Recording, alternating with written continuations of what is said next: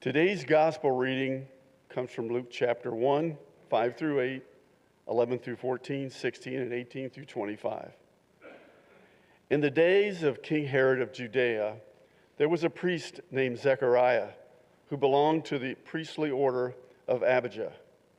His wife was descended from the daughters of Aaron, and her name was Elizabeth. Both of them were righteous before God, living blamelessly according to all the commandments and regulations of the Lord. But they had no children because Elizabeth was barren, and both were getting on in years. He was serving as a priest before God. Then there appeared to him an angel of the Lord standing on the right side of the altar of incense. When Zechariah saw him, he was terrified, and fear overwhelmed him. But the angel said to him, "Do not be afraid, Zechariah, for your prayer has been heard. Your wife Elizabeth will bear you a son, and you will name him John. You will have joy and gladness, and many will rejoice at his birth. He will turn many of the people of Israel to their Lord, their God." Zechariah said to the angel, "How can I know that this will happen? For I am an old man, and my wife is getting on in years." The angel replied, "I am Gabriel. I stand in the presence of God, and I have been sent to speak to you and to bring you this good news. But now, because you did not believe my words, which will be fulfilled in their time, you will become mute, unable to speak until the day these things occur." Meanwhile, the people were waiting for Zechariah and wondering at his delay in the sanctuary. When he did come out, he was unable to speak to them. He kept motioning to them and remained unable to speak. When his time of service was ended, he returned to his home. After those days, his wife Elizabeth conceived, and for 5 months she remained in seclusion. She said, "This is what the Lord has done for me in this time, when he looked favorably on me and took away the disgrace I've endured among my people." Blessed be the reading of our Lord.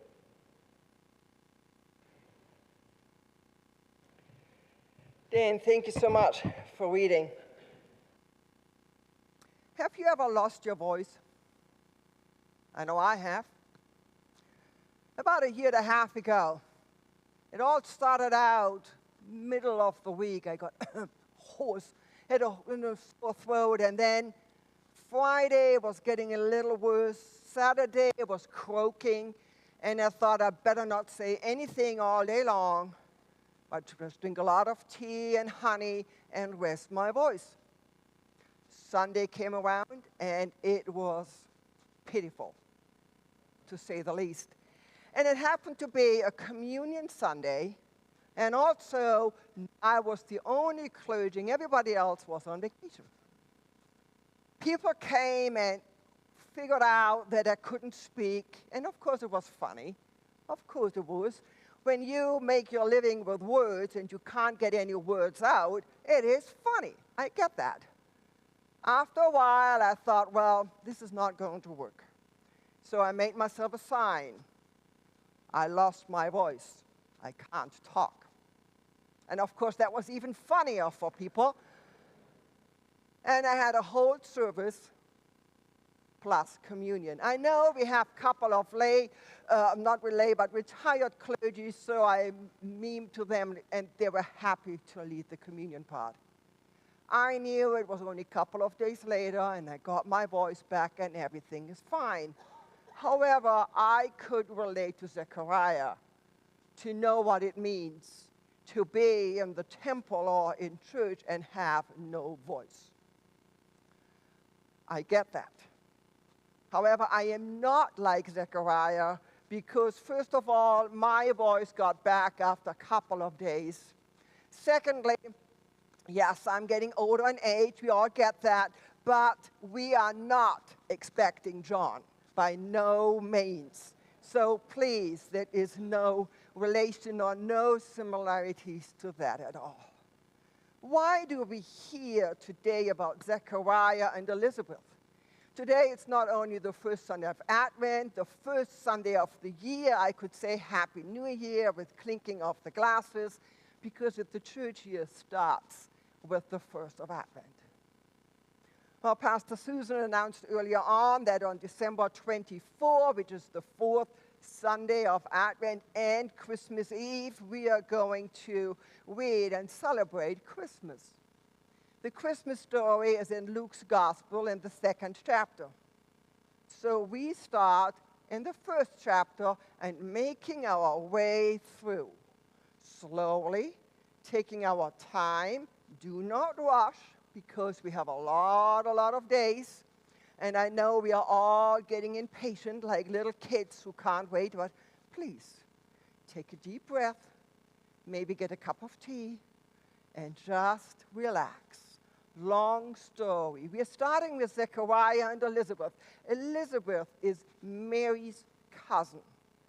So if you imagine a big family tree, and imagine we're taking the photo album out, and you're sitting there and looking at all the relatives before Jesus was born.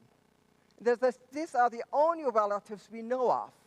But as you know, with any family gatherings, there are stories. So today's story is about Zechariah and Elizabeth. Getting old in age, they were childless, and at that time, it was seen as if they didn't do anything right, as a punishment. Why otherwise would they be so-called barren, as the Bible said? Even though, and as Dan was reading to us, they were righteous before God and living blamelessly. So you wonder why? And Zechariah and Elizabeth were probably wondering why. What did we do wrong? Well, I know that life is not always logical. And sometimes things happen without any reasons. There is not a cause and effect like you have in math or in chemistry or in physics, any of those where you know because of that, this happens. Life is different. And so that's the story of Zechariah and Elizabeth, because they did everything according to plan, and still, despite of that, they didn't get what they thought they should get. Okay, end of the story, as Dan was reading, and we cut out a couple of verses because otherwise the reading would have been too long. It's a happy ending. Zechariah gets his voice back, Elizabeth praises God, and John the Baptist will be born. Good. Nice story. Let's go on. However, not all stories end nice. There are certain stories in life that do not have a happy ending. They do not.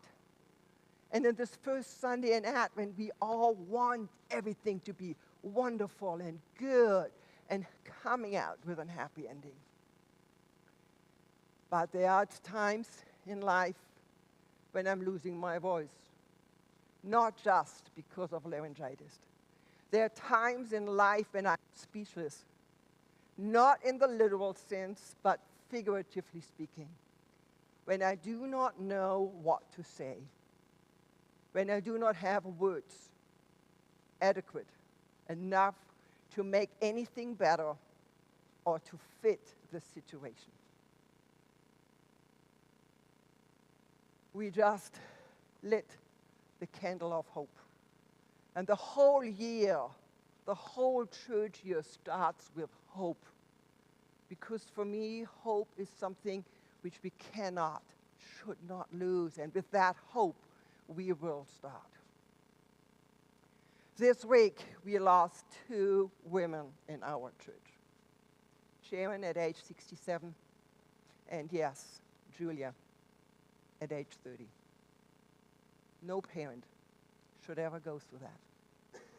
No sibling should ever go through that. So I'm very sorry, Bob and Jessica. I'm very sorry. And I don't have words adequately enough to just wrap my arms around you and I say how painful this must be to lose your beloved child. And then we have the candle of hope. How do we fit those together?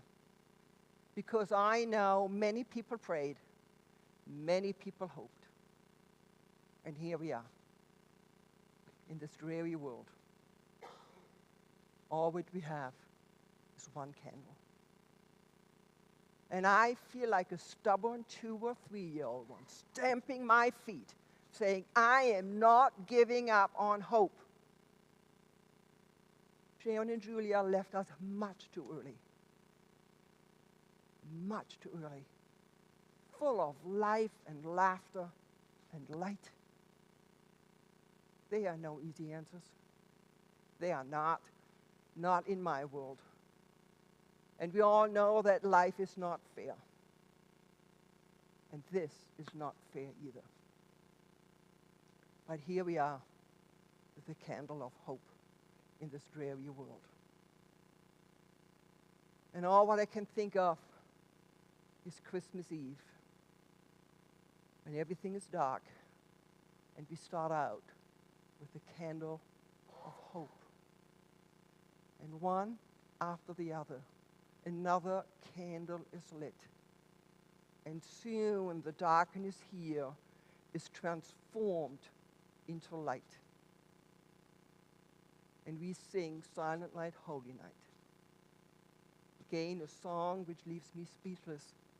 And I can already feel the hairs on my arms and my back, thinking about the transformation from that hope into the lightness, into the light. Another moment in which I am losing my voice when everybody else is singing. Jürgen Moltmann, a theologian, wrote a book called The Theology of Hope. Optimism is not hope. They're two different things. Optimism is more like the chemistry, the physics, and the math. Because of this, that happened. It's cause and effect. Because of our experiences in the past, we know this and this and this and this will happen.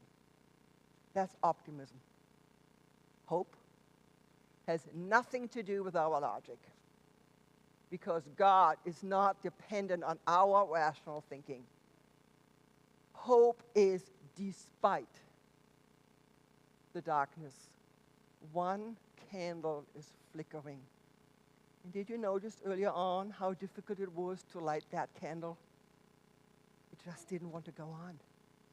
But finally, with all the patience, was it Zeke or was it Maxon? Zeke, he just didn't give up. He held that weight. He didn't give up. He didn't give up. It starts with one candle. Because then hope is grounded in God's faithfulness. And we believe in the effectiveness of God's promises, starting out small. Advent comes from the Latin word adventus, which is the future beyond our dreams, which we cannot even imagine. And hope springs in us, even in the valley of death. I believe in hope. I do not have easy answers, and I don't have any answers for you, Bob and Jessica, for you right now. I don't.